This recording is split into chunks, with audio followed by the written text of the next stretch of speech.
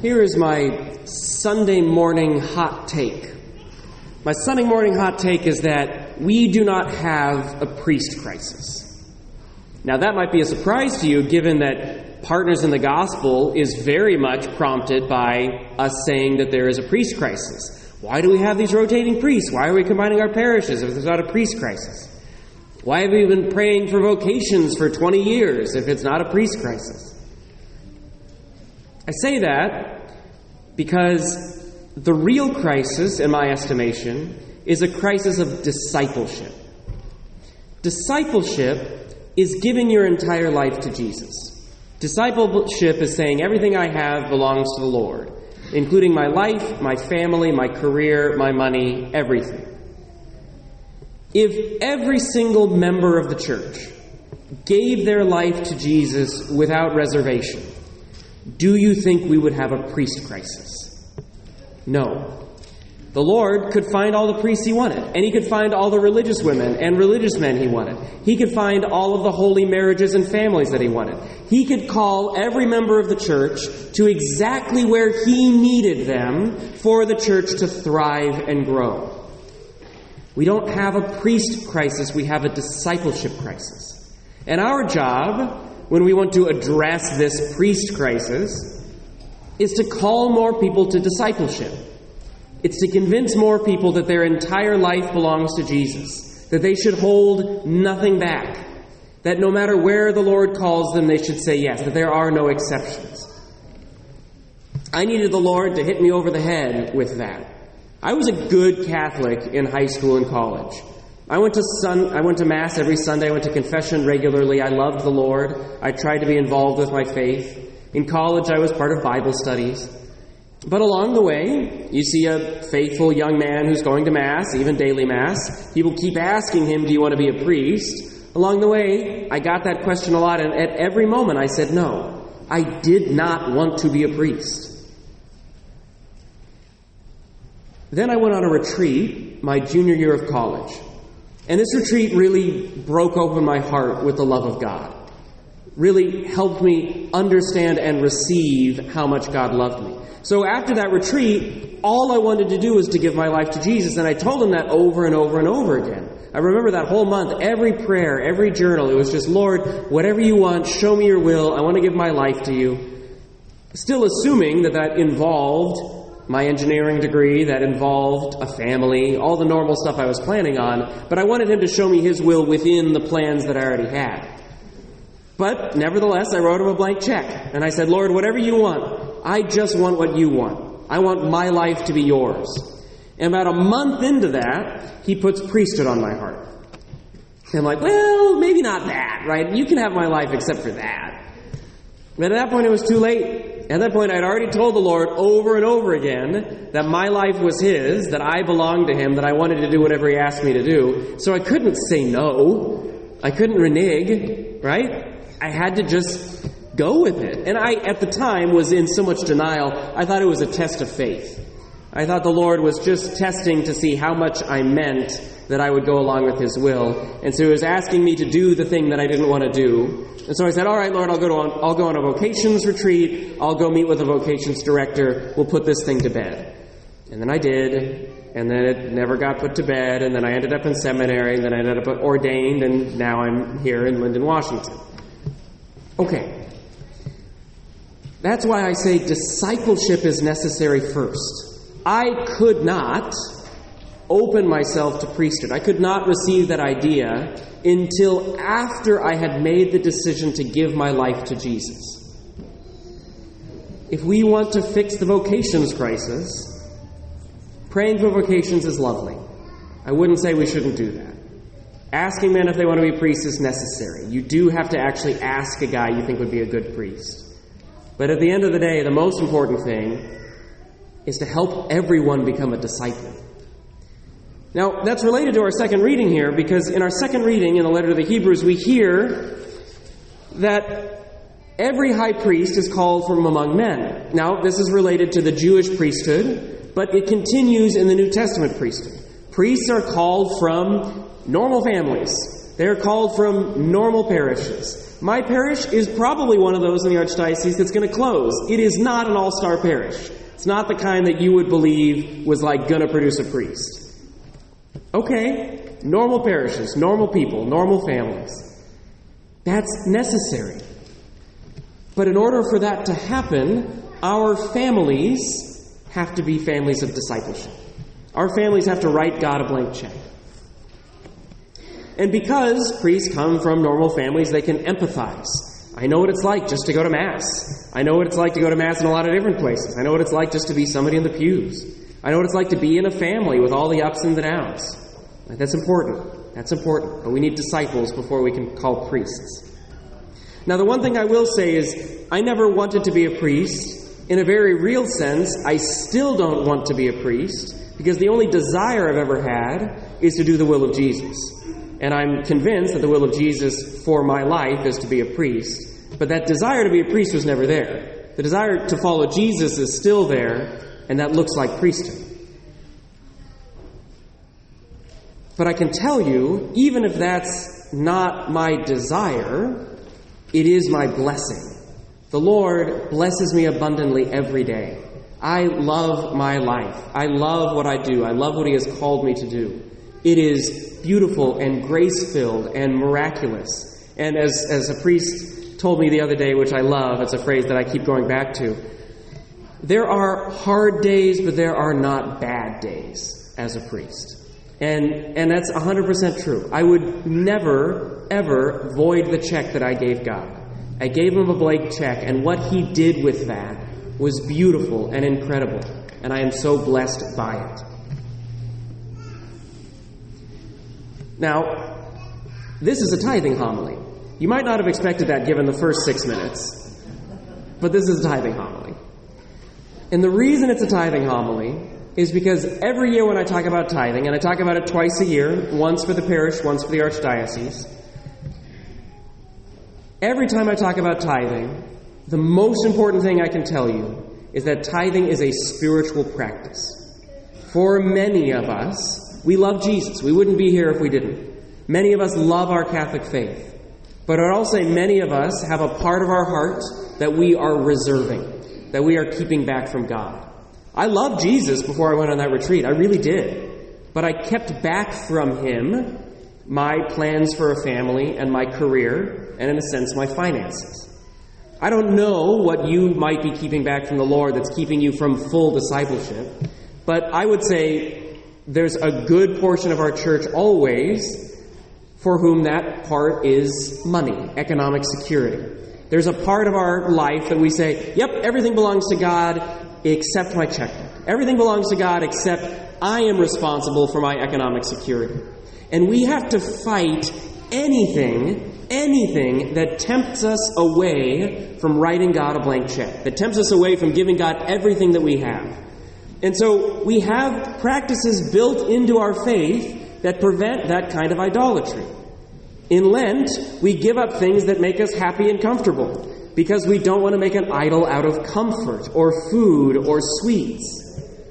Well, tithing is a built-in spiritual practice that prevents money from having power over us. Definition. Tithing means giving a certain percentage of our money away right when it comes in. Pre-taxes, pre-expenses, pre-everything. For every dollar I receive, there's some percentage that I give out. What that does on a spiritual level is it prevents us from being controlling with our money. We want to say, okay, I have to make sure I have everything that I need before I worry about being generous. But that means that your economic security, your blessings, is your responsibility, not God's responsibility. But it's not. God is the one who blesses. It is only because of God that we have anything at all. And we have to give back to God the blessings that we have received. We have to make a very clear statement that what I have been given belongs first to God, and then only after it belongs to God does it belong to me. And we do that by making a deliberate decision.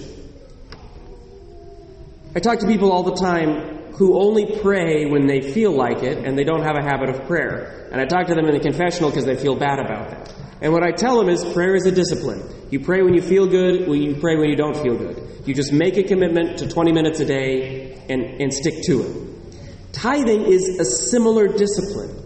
We want to give when we feel good or when we feel bad, when we feel secure and when we feel insecure. Because in every moment we want to give ourselves into the hands of God.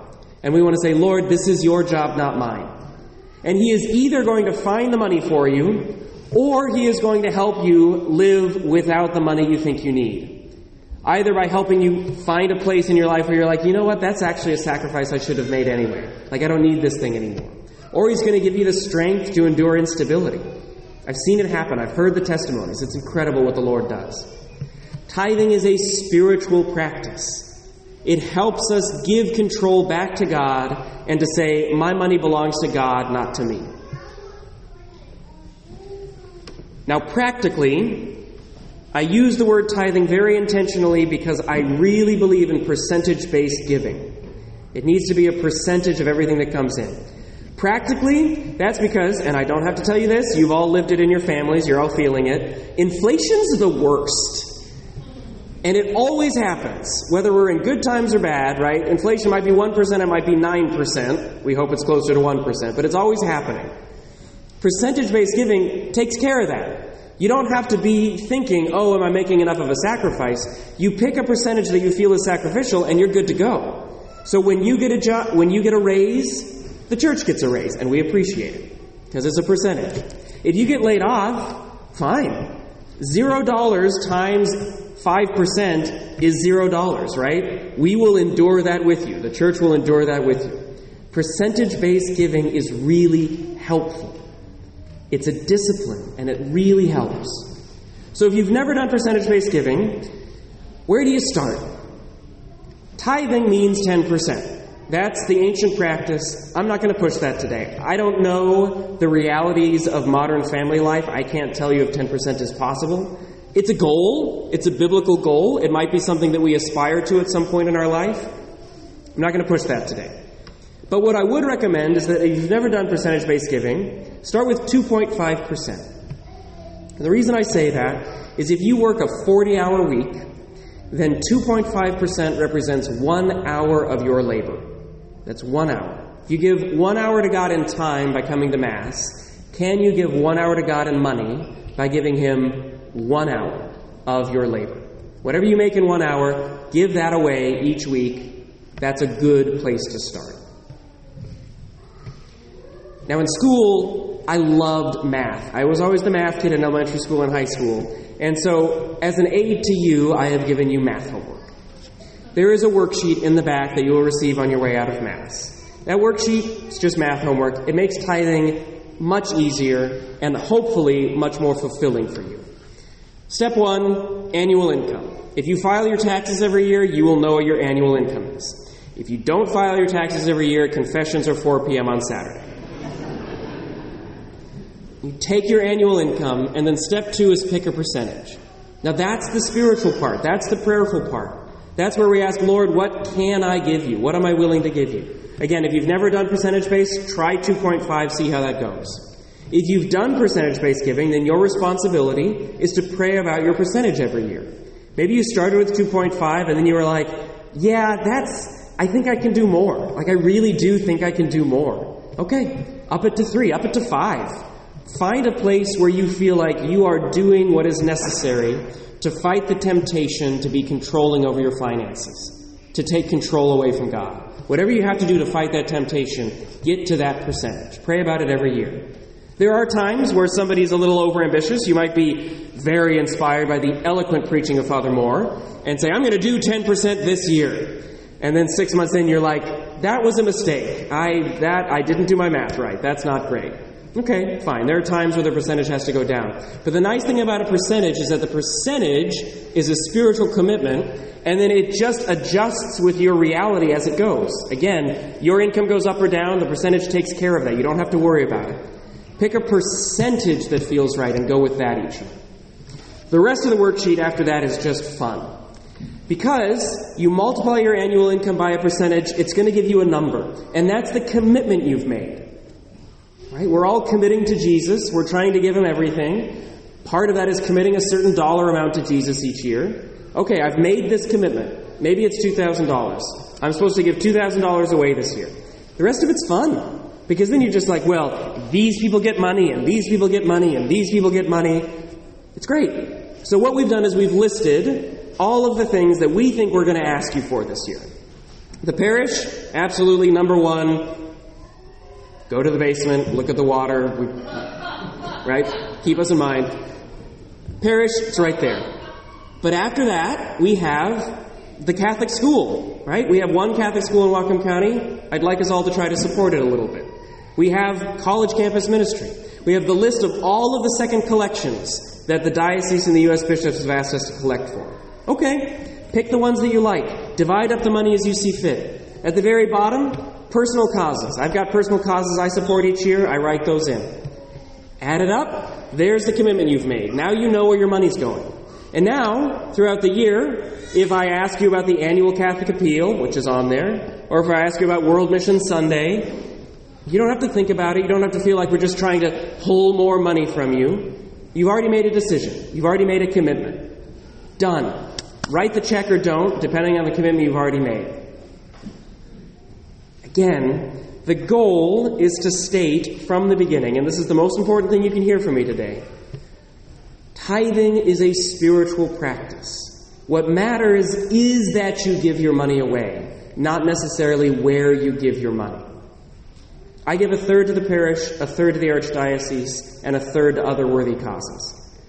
The archdiocesan money, its annual Catholic Appeal, it comes back to the parish if we hit our goal anyway. So I think of it as actually it's 2/3 to the parish and 1/3 to other worthy causes. But it makes me look good to the archbishop to say 1/3 to the archdiocese. So we do it. Doesn't matter where it goes, though, right? Use the worksheet as you want to. I don't need to see it. That's for you. That's for your fridge or that's for your filing cabinet. I don't need that. What matters is that you give it away. Because money is a powerful temptation. And the belief that we are in charge and we are in control is a powerful temptation. Our church needs disciples. We need every member of our church to give their entire life to Jesus without reservation. And this is the thing that we do to make sure that money is never that reservation. Write a blank check to the Lord, not literally for tithing, like I don't need a blank check, make a commitment. But write a blank check to the Lord with your life, and then watch how he blesses you through that.